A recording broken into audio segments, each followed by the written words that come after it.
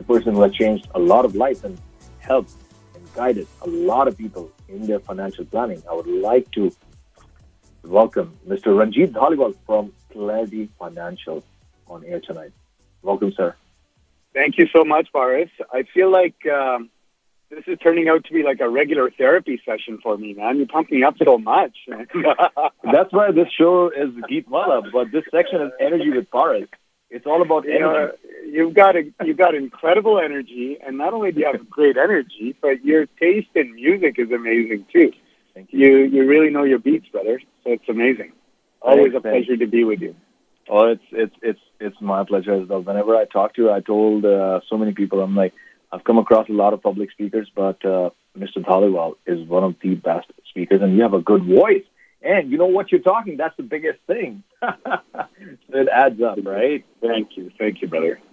Yeah, so what's happening? So many changes coming up. There is a lot of buzz because of CMHC changes for new buyers, new first-time home buyers. So tell us what's going on. I mean, everybody's curious to know. No, you're right. Okay. You're right. A lot of stuff going on. But just to let you know, I'm coming back from a very interesting story from where I'm coming from. We'll get into the CMHC changes in a minute. And I'm coming from a property that I repossessed quite a while ago. We've been sitting on it, waiting for the market to get a little bit better because the market was a little bit depressed, especially out in the suburbs. In this particular case, the property is actually located in Bradford. Okay. And so we took it over, and actually it was the first mortgagee that took it over, and then I bought out their mortgage. I was in the second position. So when you're a second mortgage lender, you have to, in order to control the power of sale, you have to basically pay out whoever's ahead of you. That's why a lot of times a lot of lenders don't like to be in like a third position.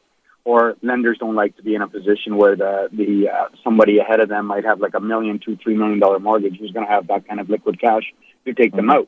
Anyways, in my case, I was able to take them out, and we're just kind of sitting on it. Now we're waiting for the spring market in order to put it on sale, and then COVID happens, and then we're like, okay, let's wait a little bit longer. And then, and now we thought, hey, it was a good time to start looking at selling it. And then actually somebody called me. Somebody called me preemptively, right? You know, that these keener buyers, they're like, hey, we found out that you are the owner of this particular property. I want to talk to you and see if you're interested in selling it. I go, absolutely. And I said, I got no problem in trying to save you some money if you want to do a private deal or whatnot, right? Otherwise, most of the time, and 99% of the time, we put it on the MLS. MLS, yeah. But in this case, I get a call, right? And then, so I go. The property's quite far, so I had to drive like about 40 minutes to get there. And as I get there, there's a whole bunch of people, and there's all these boxes outside the house. I'm like, what the heck is going on here? There's just that many people actually looking at the property. And I was surprised. I was worried as well. Yeah, well, I thought maybe farmers, you know, like I've been a farmer from back home, and they could be a little bit different, right? I'd like to bring the whole few families in to check it out. Anyways, before I could even get in, I see this other party there, and then she starts talking. She's like, this girl starts talking. She's like, come here, can I talk to you for a second, please? And I realized that was my original client that I had lent the money to. Oh, and this girl decided to what we call squat in the property, right? It's called squatting when you go and try to it's like you're not supposed to, whether it's a house or a campsite or whatever where you're not allowed. It's called squatting here in Canada. And so we got a squatter. And I was like, what? And then I'm trying to show the property to this potential buyer, and then this person's got, and we had cleaned the property. Everything was all nice and done, and now it's all cluttered. So imagine, as a realtor, like you've experienced with this, your main goal is to get people to declutter and have very minimal items in there. And then here I went through all that, paid all that cost, and then here's somebody who's living in the property. Wow. And so that was... It's trespassing, though, right? It's trespassing, break and enter. It's all kinds of stuff, you could, right? They could get charged.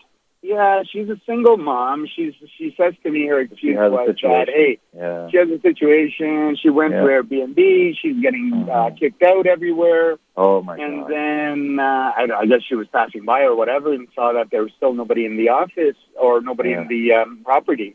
And thought that she can move everything in. She did it without my permission. Nothing. Any of that stuff, right? So anyway, needless to say, I had to get there, and then she obviously had to cooperate. I told her I wouldn't call the police and that please get your stuff out. And I knew she wouldn't be able to do it on her own either, so I had some of my own workers there and trying to help get her out. So I was trying to do that today. Interesting experience. I haven't been through that exact situation in a while. Sometime. Anyways, I thought I'd share that with you. That's why I love real estate. It's exciting. You find so many different challenges every day. Oh, and coming back to your original question, which is the CMHC changes this week, and that is CMHC basically decided that they are only going to insure individuals. That this is for high ratio mortgages where people are putting less than 20% down. Yeah. Now, we know high ratio mortgages are great in terms of interest rates. You actually get a better rate because CMHC protects the lender's risk. Yeah. And the premium is paid by the borrower. And that's why, this is kind of a new phenomenon over the last 2-3 years, whereas before the rates for whether you put more than 20% down or less than 20, they're almost very similar. Mm-hmm. And so CMHC says that, hey, we're a little bit concerned about the housing market. And they came out of 2-3 weeks earlier, and they said that they're predicting that the real estate market in Canada is going to go down by as much as 10 to 18%, depending on the pocket. Mm-hmm. And we couldn't understand. In fact, there's a lot of revolt from the real estate associations and investor groups that, what are you guys doing? Why are you trying to put cold water on this market? And why are you trying to kill it on your own for no reason? Because on the at the front lines, we're not seeing that this is a phenomenon. We're finding that there's huge demand and so on. But anyway, CMHC comes back and they say this is what we feel, and then now we know why, because they control the market in many ways, right? They get to tighten things up, or they get to loosen things up, and based on their policies, market can have a significant upside or downside to it. And I guess they knew that they were going to come out and introduce these policies. These policies are basically, they are restricting individuals that have credit issues. Whereas, and they're also saying that now you need even more income. We've gone through the stress test, and they're saying now you even need to go through another, basically, another form of a stress test, which is reducing the debt servicing ratios. In other words, basically, they're saying you need more income to qualify for the same amount of mortgage. You need as much as 10 to 12% more income to qualify for the same mortgage that you could have qualified for yesterday. So they've dropped their GDS and TDS requirements. We had extended GDS, TDS for many, many years, I think last 10 years now, where individuals who had a 680 Beacon score or more, they were able to qualify for a CMHC mortgage with with a lesser income than somebody with a lower than 680 score. Well, CMHC's come back now and said that, hey, we don't even want to deal with the people with a lower score than 680, first of all. And second thing they said is that these individuals with over 680 score, we're not going to give them the benefit of the doubt. We're not going to give them these extended ratios. We are going to ask we are also going to ask these individuals to prove more income now. So those ratios have gone from a GDS of those people that are technical, GDS of 39 and TDS of 44, down to a GDS of 35 and a TDS of 42, which is how it used to be long time ago. And so they're restricting it. And so a lot of people over the last week or so thought that, oh, wow, this is going to really have a huge impact on the housing market. Yeah. But they're now starting to realize, we got the word yesterday from Genworth and Canada Guarantee. There are also two other insurers they're private insurers in Canada, in addition to CMHC. Well, the good thing is that these guys came out and said, we're not going to follow those policies. Yeah. So really, at the end of the day, there's no difference. Now, having said that, it's kind of prompted a lot of people to list their houses, a lot of people to look at seeing if they can buy before July 1st. And this confusion, I believe, is going to continue. And you're going to see some momentum in the market in July, where it was starting to thaw out. So that's what I'm seeing with these changes, Faris. Wow, that's interesting. That is very interesting. So, what do you think about the first-time home buyers or new to Canada? How is this going to affect them? So now it doesn't really matter if you're a first-time buyer or a second-time buyer or a third-time buyer, as long as you're buying a house with less than 20% down, you fall into either CMHC, Genworth, or Canada Guarantee. Now, if your lender, which every lender has a certain amount of deals they got to send to each insurer, and no lender wants to piss off CMHC, so they want to send deals to them too. It's not like they're going to totally dry up. And for those individuals that are putting less than 20% down, so basically they're going to be required to either come up with more income in the form of like maybe co-signers or something like that, or they're going to have to buy a house which is a lower price house. So that's how it could basically impact them. But having Canada Guarantee, having Genworth come back and saying, hey, guys, we're going to still do business as usual. So most people should be okay on this stuff. It shouldn't. Okay. I thought it was going to cause some ripples in the market, and I was absolutely thinking, what is wrong with these guys? Why are they doing it like that? And then there's two schools of thought. One school is they're thinking that they're doing it in order to protect themselves, in order to protect the risk and all that. And I believe there could be another reason. That other reason is what we've been talking about on the air for so long now. We've been saying that, hey, interest rates are going to come below 2% for 5-year fixed money. And they've done so this week, right? We've got interest rates below 2%. We've never seen that in the history of the planet. History of the planet, anywhere on the planet. We've never seen that kind of interest rate. That's so true. Right?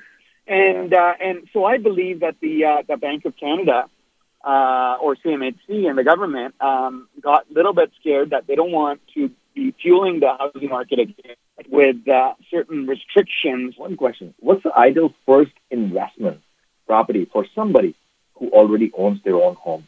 What do you recommend? Brilliant question.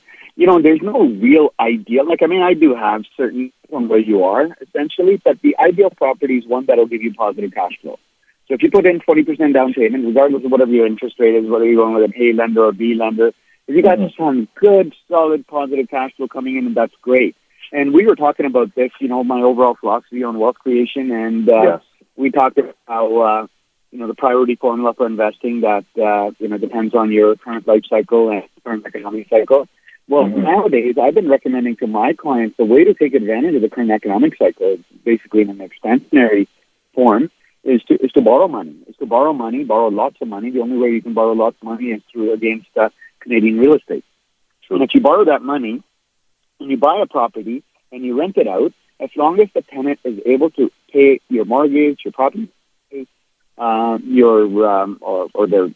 assume that utilities are on top, your costs, and then also put money in your pocket on a monthly basis, at least $400 or $500 minimum, if not more, and so that you have a buffer, so that that buffer can take care of costs like vacancy, management, or maintenance, these types of things, right?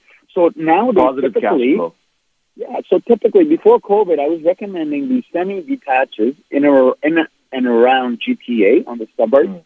And you could pick these up for roughly about $750. Well, it was getting very difficult to pick these up at around $750 prior to COVID. I believe nowadays you can pick them up for less than $700,000. They're very high in demand. Semi-detached, really? Semi-detaches with two units in them.